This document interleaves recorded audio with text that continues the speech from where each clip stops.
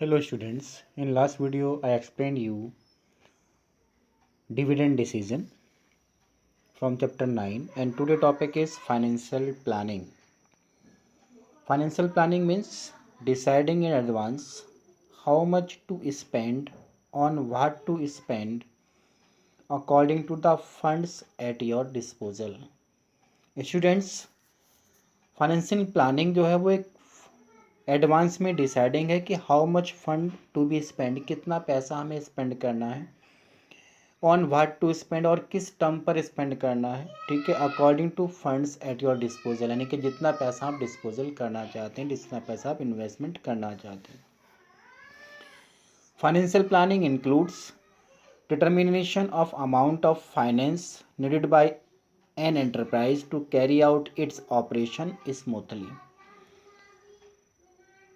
Determination of amount of finance मतलब funds की amount को डिटर्मिनेशन करना या एक कह लीजिएगा एस्टिमेशन करना नीडेड बाय एन एंटरप्राइज, जो कि एक एंटरप्राइज को रिक्वायरमेंट होती है to carry out its operation smoothly, अपनी ऑल एक्टिविटीज़ को स्मूथली कैरी आउट करने के लिए. Secondly, determination of sources of funds कि from which source that fund will be आपका रेजिंग, वो पैसा जितना आपको फंड्स की रिक्वायरमेंट है उस पैसे को किस सोर्स से आप अरेंज करेंगे.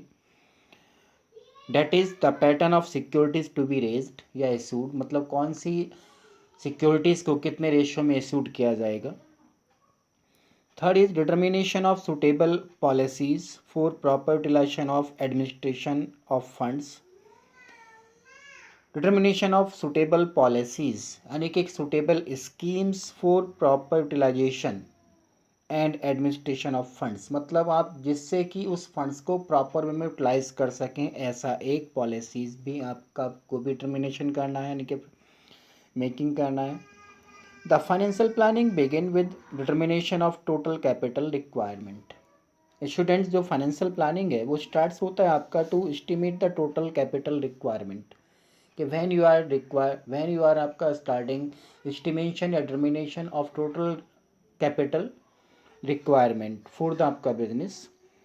For the finance manager do the sales forecast, वो सेल्स फोरकास्ट को उनके सेल्स को इन एडवांस प्लानिंग करने के एक एस्टिमेशन करना है. If the future prospects appear to be bright and aspects increase in sale, वो ये मान के चलता है कि अगर फ्यूचर में जो सेल्स है वो इंक्रीज़ हो जाती है, जो फ्यूचर का जो प्रोस्पेक्ट्स है, जो ग्रोथ है वो आपका ब्राइट होगा, यानी कि मोर होगा. The firm need to increase its production capacity, तो जो फर्म है उनको रिक्वायरमेंट है अपने प्रोडक्शन कैपेसिटी को इंक्रीज़ करने की, which means more requirement of long term funds, जिसका में मतलब ये है कि अगर आपको प्रोडक्शन कैपेसिटी को इंक्रीज़ करना है तो मीन्स यू हैव नीड आपका मोर कह लीजिएगा लॉन्ग टर्म फंड्स की रिक्वायरमेंट होगी.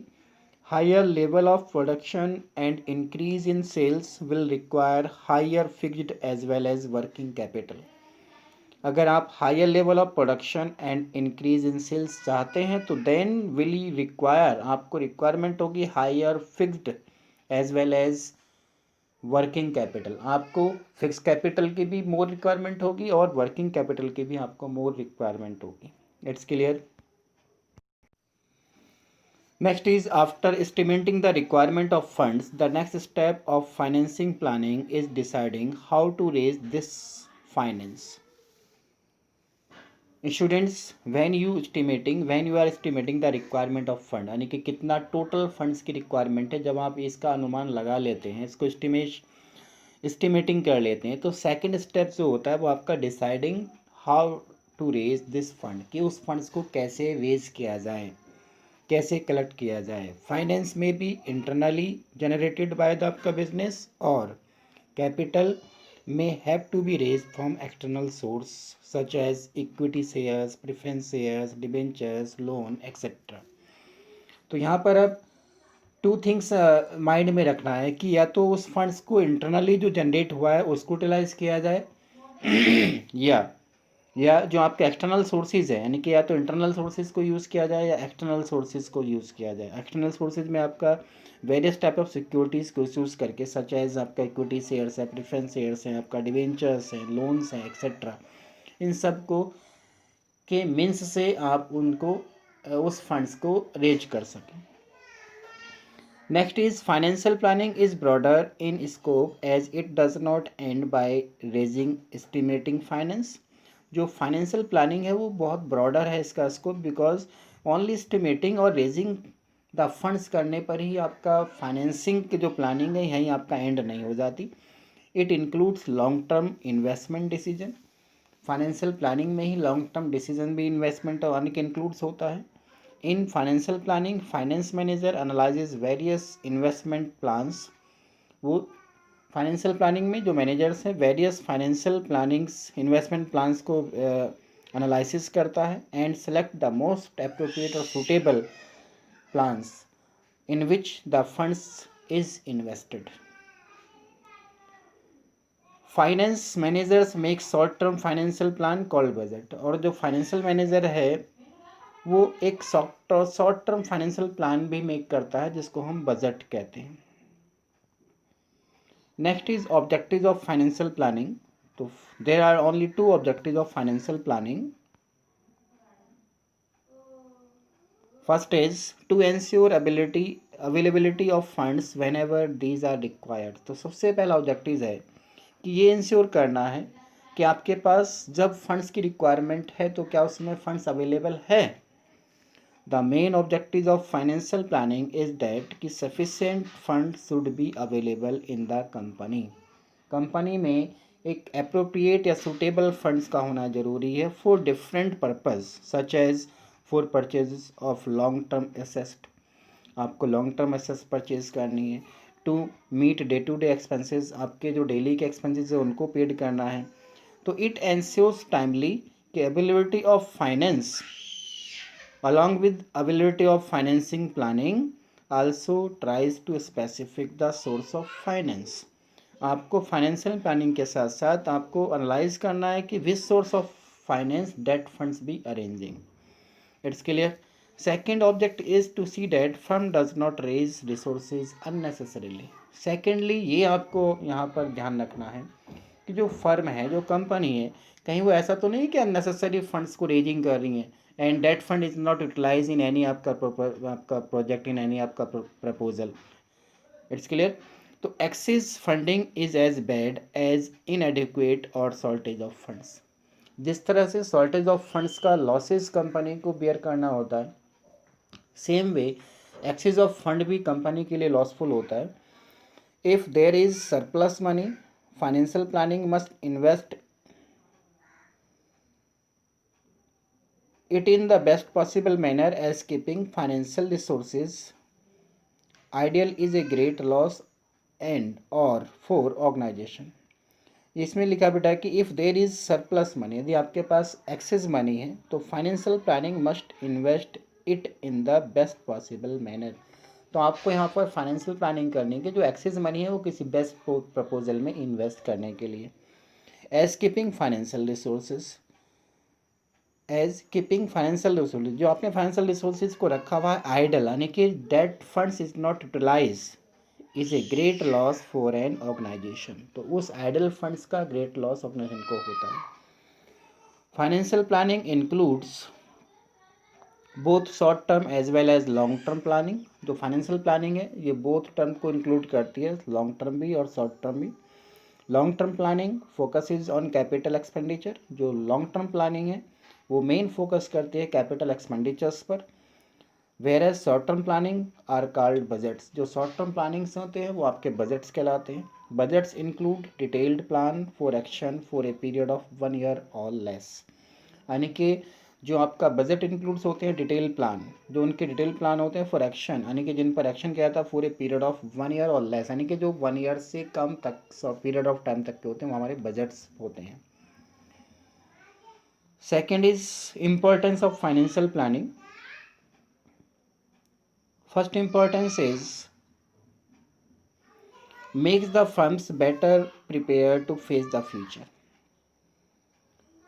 Financial planning helps in forecasting या deciding in advance what may happen in future under difference business situations. जो फाइनेंशियल प्लानिंग है वो हेल्प्स करता है इन डिसाइडिंग एडवांस कि व्हाट में हैपन इन फ्यूचर, कि फ्यूचर में क्या होगा under different business situation. For example, if there is prediction of 20% growth in sales, अगर ये डिसाइड किया गया है कि आपका 20% जो है ग्रोथ सेल्स का इंक्रीज करना है, ये आपका अनुमान है, तो however it may happen that growth rate return out to be 10% और 30%। तो हाउएवर जबकि इट में हैपन ये भी हो सकता है कि that growth rate turn out to be 10%, यानी कि 10% हो सकती है और 30% भी हो सकती है।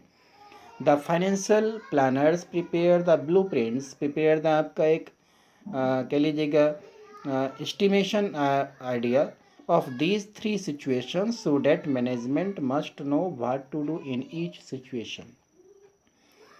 तो यहाँ पर मैनेजमेंट एवरी सिचुएशन पे डिसाइड करता है कि क्या होगा। Second is help in avoiding business shocks and surprise by preparing blueprint to face different types of situations. When financial manager prepare the आपका ब्लूप्रिंट इन एडवांस, देन ही face the आपका various different type of situations, okay, which are regarding to आपका funds. Next is coordinate various functions, यानी कि it helps in coordinating various functions and production sales etcetera by providing clear policies and procedures. जो financial planning है वो helps करता है in controlling various functions the production के जो various functions है और जो सेल्स के वेरियस फंक्शंस हैं उनको कोऑर्डिनेट करने में हेल्प करता है बाय प्रोवाइडिंग क्लियर पॉलिसीज, उनको clear policies, clear issues, clear instructions and procedures उनको प्रोवाइड कराकर। Next is proper utilisation of finance, यानी कि detail plans of action prepared under financial planning reduce waste duplication of efforts and gap in planning. Students, अभी जो detail plan of action की बात कर रहे थे हम ऊपर, ये इसलिए बनाया जाता है कि ताकि जो आपका फाइनेंशियल प्लानिंग है वो आपका रिड्यूस वेस्टेज, यानी का जो आपका वेस्ट हो रहा है फंड्स या एनी अदर थिंग्स, उसको रिड्यूस किया जाए, उसको मिनिमाइज़ किया जाए। डुप्लीकेशन ऑफ एफर्ट्स, अगर कहीं डुप्लीकेशन ऑफ वर्क हो रहा है उसको आपका मिनिमाइज़ किया जाए। एंड गैप इन प्लानिंग, और जो अगर प्लानिंग में कोई गैपिंग है उसको रिमूव किया जाए। Next is link present with future, यानी कि financial planning tries to link present with future by anticipating sale growth etc, यानी कि एक्सपेक्टेड सेल और ग्रोथ करने के बाद जो फ्यूचर और प्रेजेंट है उसको कहीं ना कहीं लिंक करता है आपका फाइनेंशियल प्लान।